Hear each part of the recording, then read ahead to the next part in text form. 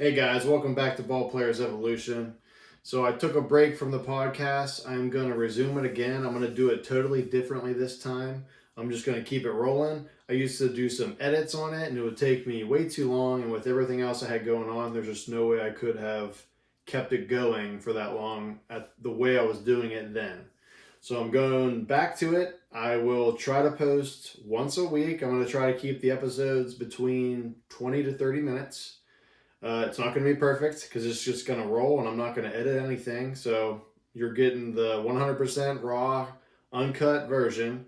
And again, we're going to talk about different topics for players and get into some fun stuff. And it's all about how you can become better. It's all about evolving yourself, hence the name of the podcast, to the next version of yourself. Become a little better this year than you were last year and become better next year than you were this year. So, in this episode, I'm going to try to pick up right where I left off. We are going to talk about evaluating yourself.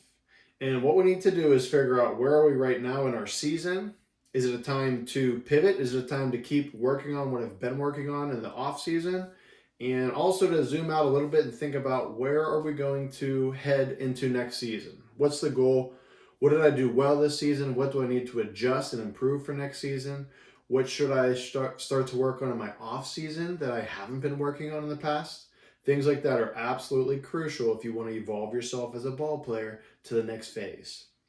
And so I also have helped myself out. I have a template now I'm going to follow. I'm going to try to keep this consistent for each one. We're going to start with the idea. Then we're going to get into about 5 topics. I'm going to try to talk about each one for about 3 to 5 minutes, which will get us to about 25 minutes, hopefully. And then I'll conclude. And so that's going to be the template or the framework for each one. And I think it's going to help me keep flowing as opposed to just talking out in the blue about what it is we're talking about. So, and I'm going to refer to my notes as we go as well. But here's what I was thinking about before I started this episode. Most players have no idea where they actually stand right now because they've never thought about it, right? So that could be the issues you could be running into is repeating the same things wrong, the same mistakes, making them over and over and over again that you've been making last game, last week, maybe even last season, maybe even your whole career. And I think all of us have some things in our life, in our career, where it is the same. We're not realizing, we're not opening up our eyes enough to realize I need to change this, right? What I'm doing in this particular area is not working. I gotta make a pivot for next season, or make a pivot tomorrow, right? It's up to you when you're going to make that pivot and how fast you want to do it. And so, here's the topics I have for today. We're going to talk about how to evaluate yourself depending on where you're at. I'm going to give some tips for every age group, whether you're a youth player, 8 years old, 12 years old, whatever, all the way up to high school players, because both of you are at different stages right now. We are going to talk about how success leaves cues. How success leaves clues. We're going to talk about how success leaves cues, but also failure does, right? Because that's something we always forget about. It's a game of adjustments. And then we're going to brainstorm a little bit for your off season, just a little bit, because I still want you to stay focused on the present moment of finishing this season strong. But man, you get days where there's downtime and you're not actually playing baseball, and you zoom out for a second and think about what you can do better next year. Think about your long-term vision for your career. I think everybody needs to check in periodically and do that. And then we'll talk about that. We'll talk about what you want to do differently next off season, and we'll wrap that all up. And so again, I'm going to refer to like some of my topic notes on here, and then I'll talk on them openly for about 3 to 5 minutes. Let's start with where you're at depending on your age. I want to start with the players that are really young. We'll say roughly 8 years old. Okay, 8 or 9. Okay, so if you're 8 or 9 years old, you most likely have already finished rec ball. You're about to finish travel ball, if not already, if you're a travel ball player. And then maybe you're going to go play some more summer ball with another team, or maybe you take a break and play other sports. All right, so you're probably more on the end of your season or have about a month left. And so you are definitely taking a step back and evaluating what just happened. What did I do all April, all May, all June, or half of June through today? What has worked? What hasn't worked? Take some time to get a notebook out. Write that stuff down. If you have a phone, go into your notes app and make notes of these things. I just opened up my notes app the other day and I have 366 notes opened. Probably way too many, but I utilize it to make note of things that I want to circle back to, because there's so many things throughout our career and life that come up in your mind and you're thinking, oh, I need to do this differently. I should be doing this better. Oh, so I got a good tip from coach. I need to write that down. And if you don't write it down somewhere, you're going to forget about it. There's no way you're just going to remember all the great advice you've got throughout your whole career. That's tip number one. Make note of the important things that you should adjust going forward to improve yourself long term. Okay, I'm going to say it again. Make note of the things, especially the important pieces of advice that we're getting from our coaches, from our instructors, from mom and dad, from anybody, and write it down. Put it somewhere and save it. And then another good idea you can do, something that I try to do myself, is you get a huge list of notes, then you dig into that and pull the best notes out of that and put it into another separate category of things you really can take a deeper dive on. Maybe these are things you meditate on. Maybe these are things that you work on more than the others, because these are the things that move the needle. These are the things that are actually going to change the trajectory of your career. And that's what it comes down to. Find out what are the things that will change the trajectory of your career, because at the end of the day, there's a very small list of things that do that. Okay, it's not a million things. It's not very many at all. Small list, and it's mastering those small things. There's an old saying, you can be a jack of all trades, but a master of none. A great fighter, a great wrestler, a great boxer, really a great athlete in their field, any industry, they have one or two killer moves. Okay, they have one or two killer moves that they do better than anybody else. And so I think we can adopt that mindset as a baseball or softball player. I think we need to address our weaknesses and make sure we're eliminating those by working on them in the off season. But here's my philosophy to reach your maxed out potential of who you are in your playing style. You don't want to be great at everything. You'll never be able to be great at everything. That's not going to happen. So stop trying to make that happen. Find your weaknesses, bring them up enough so that they're no longer a weakness anymore. Okay, take your weaknesses up to a level where the other team cannot expose you anymore. And then go to your strengths and elevate your strengths. Okay? Because if you're a player that doesn't have any weaknesses and has one or two strengths that are the best in the league, that are the best on your team, that are the best in the game, that's what's going to separate you. Okay, it's not about being good at everything. Eliminate a weakness and maximize a strength. Okay, that's what's going to separate you. And you can apply this to go look at your favorite player, your favorite hitter, your favorite fielder, your favorite pitcher. That's what they do. Okay, let's look at a Paul Skeens or any dominant pitcher right now. They have a pitch that most hitters can't hit. They have a secondary pitch that complements that pitch as well. And some of them, some of these guys that are freak athletes have multiple pitches that hitters can't hit. But I don't think you need to be a Paul Skeens, right? He's one of one. Let's just be honest. Let's look at what the top 10% are even doing. Okay, look at this percentage of guys from 2% to 10%. If you understand where I'm getting at right now, they have one thing that's better than 90% of the pack, and they do not expose themselves by having something that's a significant weakness. Okay, look at a hitter. Right, let's look at the top 10 hitters that will finish up this season with the top 10 batting averages. You're going to find that they don't strike out a whole lot, or they strike out a lot less than the rest of the pack, so they give themselves a better chance to get more hits by having more contact, right? So they don't have that weakness in their game. And then they're going to have a strength in their game. They're going to have a ton of, you're going to find a guy that has a ton of RBIs. Then you're going to find a guy that has a ton of home runs. Then you're going to find a guy that has a ton of singles, right? They have a strength in one particular area. And I think when you can understand that and understand that you don't have to have the best average and on base percentage and all these other things, RBIs, you're not going to be the top in every single area.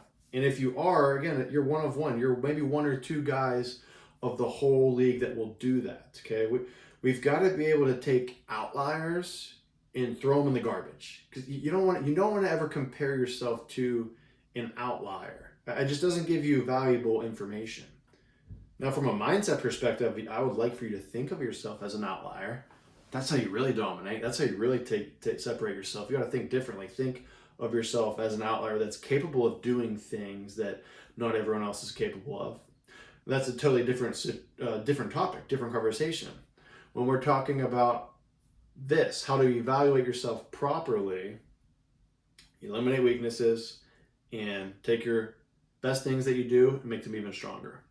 Okay, that's for 8U, 9U, 10U. That's for high school. That's for college. That's for major leaguers. That's for anybody, any age, any position as a baseball or softball player. And from what I believe and like to follow, anybody in any industry in life. All right, so back to the age groups. 8U, you're looking at, okay, my season's about done or close to the end. What do I want to do differently? Let's say you are maybe 13U. Maybe you have the rest of June and you play into July, or 14U, we'll say. For the age groups we coach, 14U and up play into July. Okay, so you finished your high school season. Okay, so you can evaluate that, but now you have like your second season in travel ball or summer league or whatever team you play on. And so now it's the midway point where you get a reset. You get to evaluate and change everything that didn't go well in high school, and then repeat the things that did go well in high school, take them into your travel ball season, right? But you have feedback. You already have a season of feedback right now to go off of, so you should have some good information on what to adjust. And so that's kind of where you're looking at. But again, regardless of your age, you're zooming out. You're thinking in your mind, you're starting to brainstorm, what are the things I can work on this off season coming up? Right, I'm going to take a month off after the season or whatever you want to do, and then I'm getting right back in the gym. I'm getting right back in the cage when our fall hits, and I'm starting to develop some new traits. I'm starting to work on some new things, make some new adjustments to evolve myself into a new version, a new player for next year. You don't want to be the same player you are year after year. You got to be able to sometimes even from like a mechanical standpoint with your swing, scrap the things totally that were not working and do something different to elevate yourself. And really like take video, for example. Take video of your swing. If you're doing something that was totally not working for you, change your stance, change your load, make things more simple. Do not complicate them more. Okay, and that for hitting's tough enough as it is, and so you want to be a hitter that simplifies, not a hitter that tries to complicate more. All right, hitting is complex enough as it is. For example, if you're a hitter that couldn't get their timing down this year and was constantly late on the fastball, shorten up your load. Shorten up the things in your swing. Do less in your swing. Smaller step, right? No high leg kick. Smaller step, more stable base, hands in a position where you can get the bat over home plate faster, taking a shorter path to the ball, attacking the inside part of the ball, all of those things. And again, this is baseball or softball. All of those things are going to help you simplify your swing and get to the ball quicker. What happens as a result of that? Less strikeouts, more contact, more chances for hits. Why don't we start forcing the defense to get us out a little more often?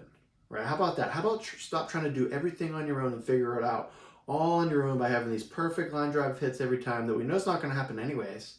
Because I'll tell you this, after playing the game for as long as I did and learning from the players that played the game even longer than I did because they played at a higher level, what I've came to realize is that it's not going to happen anyways. You're not going to have, you're not going to hit a line drive more than half the time.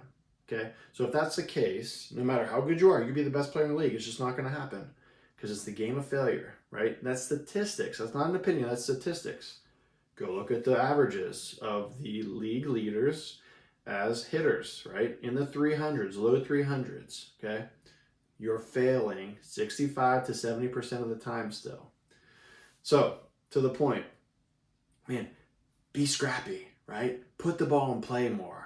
Look for hard contact more often, but stop being worried about the perfect hit or the perfect line drive, right? Put the ball on the ground hard sometimes. Run a little harder to first base. Drop down a couple bunts this year. Do all these little things that add up to another 10, 15% increase in your average. That's what you need to address that you can fix right away.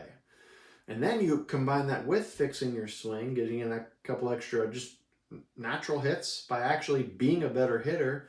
Now you attack it on both ends. Now you see a difference, right? But those things about being scrappy and being honestly a little bit more intelligent, having a better baseball IQ of what will make me a better player without actually having to change my swing. That's stuff that I think the smartest players think about, right? They think about how they can add those things onto their tool belt. Now they have more tools as a player. All right, I want to shift into success leaves clues.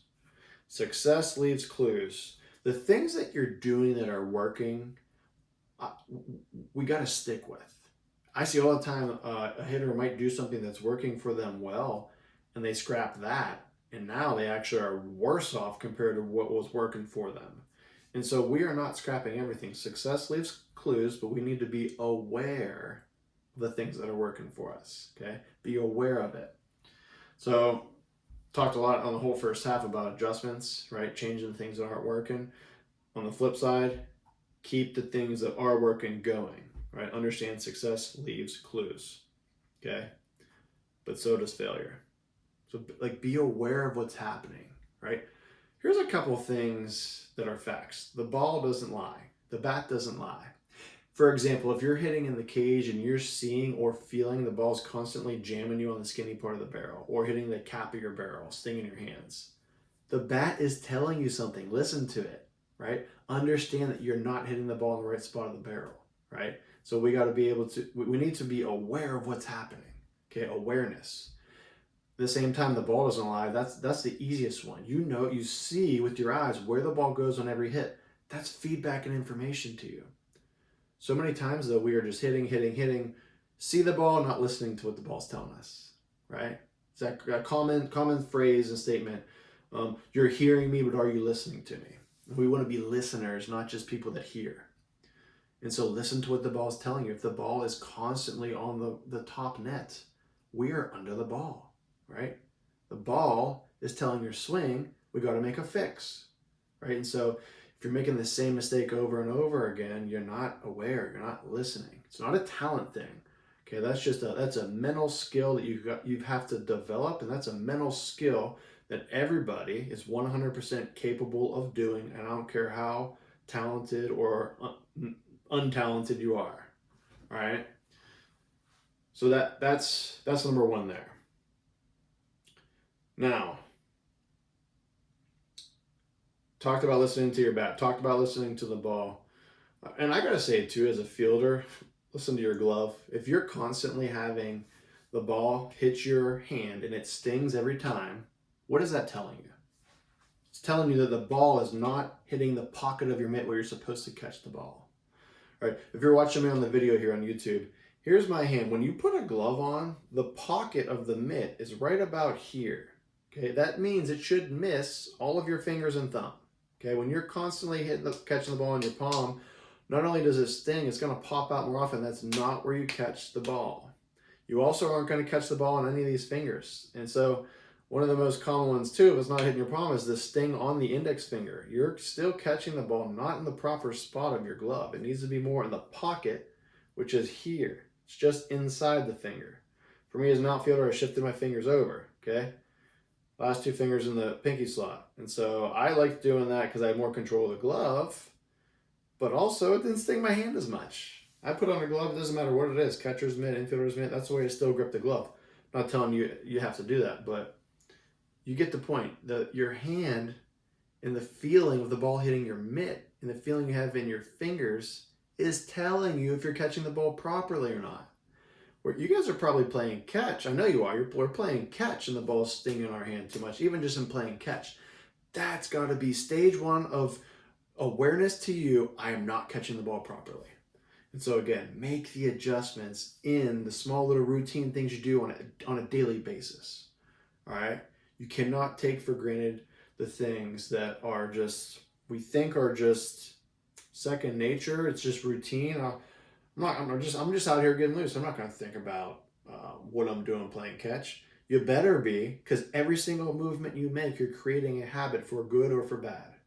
Okay, I'm going to say that again. Every single movement your body makes and that your brain even thinks, okay, that your body makes or brain thinks, every single movement or action that takes place is creating either a good habit or a bad habit.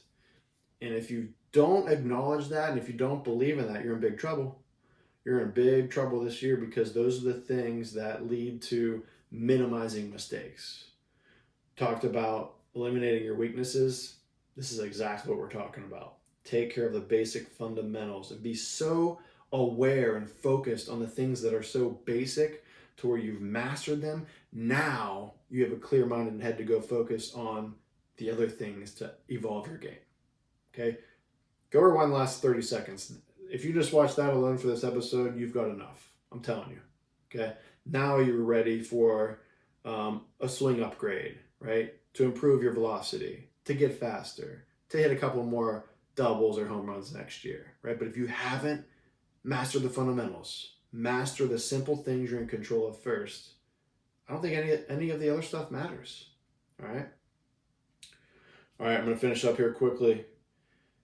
Talked about brainstorming your off season, and I talked about making notes. Let's combine those two things together. I want you guys right now to gradually start a note on a piece of paper that you're going to save or on your phone in your notes app that you're going to save and keep building to. Write down one thing every couple days. Just start building in it gradually. Don't go and write a whole script right away. Just chip away at it one day at a time, a couple times a week, and start building up a game plan of things you want to work on or improve on for next season. All right, and the last thing I'll say is this. I have, over the last year, created a player development system for baseball and softball players to take their game to the next level. Spent about a year making it and building it, just gradually, just the same way I told you, doing just a little bit at a time, chipping away. That's what I did here. And I have now a library full of about 100 videos. And by no means am I saying go watch all of them if you do follow my player development system. And they're all short videos, so even to do that's not as hard as you think. But I cover 10 pillars of what every player needs to do to really give yourself the best chance to have the absolute best season for next year, for your career, for whenever. As soon as you decide that you want to start taking action, you got to make sure you're not skipping out on things. So I have hitting, fielding, throwing. Okay, I have videos on those things. I teach the mechanics. I show you drills on how to improve each one of them, and I go through everything you need to cover in those categories. If you're training on your own at home or you go to a local cage or local field, this is perfect for that player because you can take your phone, you can log into the app from anywhere and see all my videos. So you can just pull your phone out when you're at the field or training or in your basement, in your backyard, and just watch these videos and see what to do. Or you watch it before you go out. Again, know exactly what to do. I also have speed training and strength training. So I show you what to do for a baseball or softball player, what to work out, what to strengthen, what exercises. Partnered with my friend Carmen, who's a physical therapist, and we tag teamed it together. And so we have a pretty good set of videos for you to go through there. And again, a lot of these videos are specific for a baseball or softball player. I have some exercises on there specifically to improve your bat speed. Okay, so just off the bat, real quick, you need to develop rotational power. If you're a baseball or softball player, you need to develop rotational power. That's not always true for a basketball player, a football player, other sports. It's true for a baseball, softball player. It's true for a golfer. It's true for a hockey player. If you have a swinging motion, it's true for you. And as a baseball or softball player, it's also true in your throwing motion, not just hitting. Okay, when you throw, if you want to throw faster, you got to rotate with more power. And so it's really essential. So those are things you got to be working on this off season. Whether you do it through my program or do it on your own, you've got to be addressing that. Okay, throw it harder, hit it further. That's it's going to relate to those results. So that's the first 5 pillars. Okay, pillars 6 through 10, I address mindset training. I address college recruiting guidance for older players, showing you exactly what you need to do to get noticed and have your best chance to get an offer. I have a section on nutrition. Okay, so you got to be able to eat the right way. For example, you need to be having proper protein intake if you want to build muscle mass for next season. You can't just go in the gym and work as hard as you can and not give your body what it needs to also maximize muscle growth. Okay, so that's a huge common mistake. Guys working out, training so hard, and their body does not reap the rewards of it because they don't fuel themselves properly. They don't recover properly. They don't have enough hydration. They don't have enough protein intake, among other things. So it has that. I put it all together in an off-season program to follow. Okay. I also have video analysis expertise. Okay, to further your education on mechanics. Make sure I'm not missing anything. So from 6 through 10, nutrition. What did I just say? Video analysis, mindset. Missing one more. It's on there. Put it all into an off-season program together to follow. And basically, if you can do all these things, and I set it up for you in a way where it's very easy to follow because I actually make a template like day by day. Just do this. Okay, super simple. You're not going to get overwhelmed. If you like getting educated, if you like improving your baseball IQ, if you like learning more about what it takes to elevate yourself, evolve as a ball player, watch as many as you want. But again, it's for whatever pace you want to go at. So I call it the Bianco Blueprint. It's everything I did that led to me getting drafted. It's also a combination of a ton of things that I learned I should have done that would have taken my game even further. It's in this system, okay? And so year after year, I have tweaked it, made it better. Tweaked it, made it better. Tweaked it, made it better. Been doing it for about 6-7 years in person with small groups, and now I'm going online with it to reach anybody who wants it. It'll be in the show notes, called the Bianco Blueprint from Prospect to Pro. And so if you have questions about that too, you can reach out to me through Instagram. I'll put my Instagram page below this. And we'll keep it going once a week here. And thanks for tuning back.